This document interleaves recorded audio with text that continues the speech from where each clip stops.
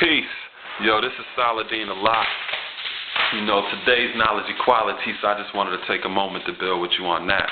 Equality has two words in it. It has equal and quality. That just basically means same nature. Equality symbolizes equilibrium. It also represents balance, and it also means homeostasis. When you think about knowledge and equality, or being aware of balance, or being aware of homeostasis, you could take it to the knowledge equality degree in the 140s. It says, who is the 5% of this poor part of the planet Earth? It says, we are the poor righteous teachers who don't believe in the teachings of the 10%, who are all wise and know who the true and living God is, and teach the true and living God as the Son of Man, Supreme Being, Black Man from Asia, teaching freedom, justice, and equality to all the human families of the planet Earth, otherwise known as civilized people, also Muslims and Muslim sons. Now, the fact that that degree says who are the 5% of this poor part, and when I say 5%, that is meaning, the nation of gods and earths, that we're formally called now. When it says they're 5% of the poor part, that implies and insinuates that there has to be a rich part. There has to be a best part, and there definitely is a worst part.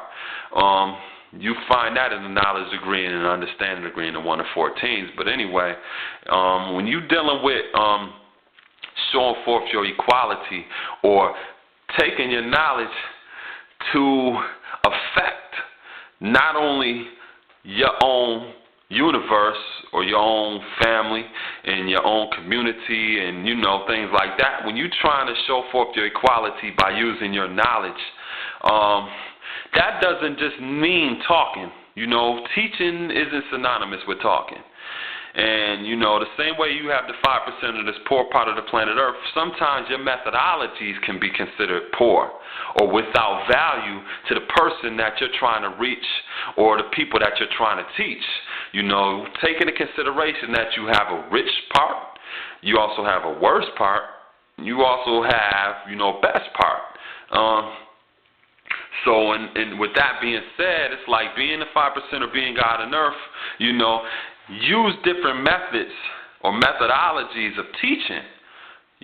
Teaching is not synonymous with talking, like I said, even what I'm doing right now. This shit ain't necessarily teaching. I'm talking right now. You knowledge me? And it's like, sometimes you may be building with somebody, and today you may, be taking them through, all different type of sciences, building with them about, ancient the Greek pantheons and stuff, You may be building with them about numerology. You may be building with them about, hey, that's where you go, to get free food at the food bank. You may be building with them about a lot of different things, but it's like that may be the methodology or the modus of operandi that day. Tomorrow, showing forth your equality may mean not saying shit to a motherfucker. The day after that, you may just be making, expressions. You know what I mean? That may be you showing forth your equality. So knowledge equality is a situation-based concept.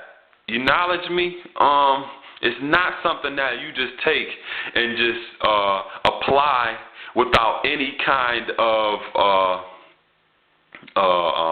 innovation to it from this day to that day. You know what I'm saying? Because establishing balance or homeostasis, that is always situation-based. You know what I'm saying? You look at it as far as like Japanese science, they call it feng shui. It's feng shui. That's how you say it? Feng shui? Yeah. And it basically means establishing balance. You know what I'm saying? That may mean moving something differently tomorrow. You know what I'm saying? That may mean not saying and saying as much today. That may mean, moving, over a little bit over here right now. You know what I'm saying? Or leaning back right here and just, observing a little bit longer. It's situation based, and it's deemed appropriate based upon the amount of homeostasis or balance or equilibrium that you derive from the situation. You knowledge me? And it's like, when you look at establishing balance or homeostasis or equilibrium is symbolic to causing an earthquake. You acknowledge me, and you take it to that Bill degree, and it says earthquakes are caused by the Son of Man experiment with high explosives. Sometimes, the things you say to a person may be an experiment in high explosives. You acknowledge me? Because it's like what you may say may upset a person. It may be real upsetting. You know what I'm saying? You talk about, the black man's God, this. That may upset some people. So it's like you got to find effective and appropriate methodologies in order to convey the same idea, the same knowledge, but sometimes without saying anything. Sometimes we're saying it a certain way. Sometimes, like I said, it's like there's different aspects of the planet. You got the poor part, you got the worst part, you got the best part, you got the rich part, and based upon the way in which you do things, today that shit may have been the best part. Damn, you came off real sweet. You know what I'm saying? Tomorrow, that was the worst part, son. You acknowledge me?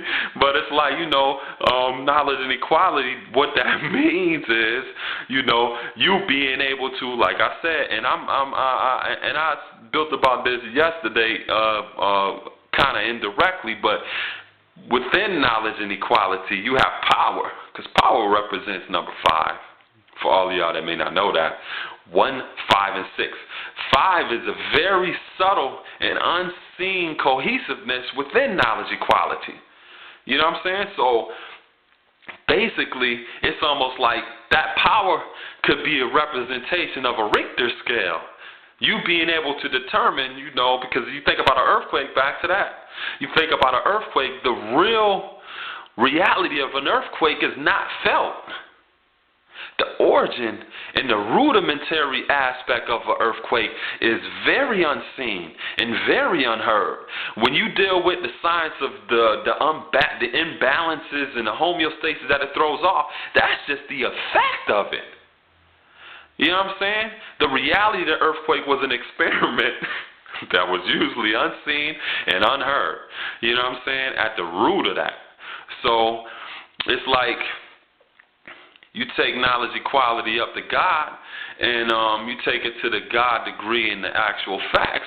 It's dealing with the science of Mount Everest. Mount Everest is 29,141 feet high. That's like 5.5 miles high. Sometimes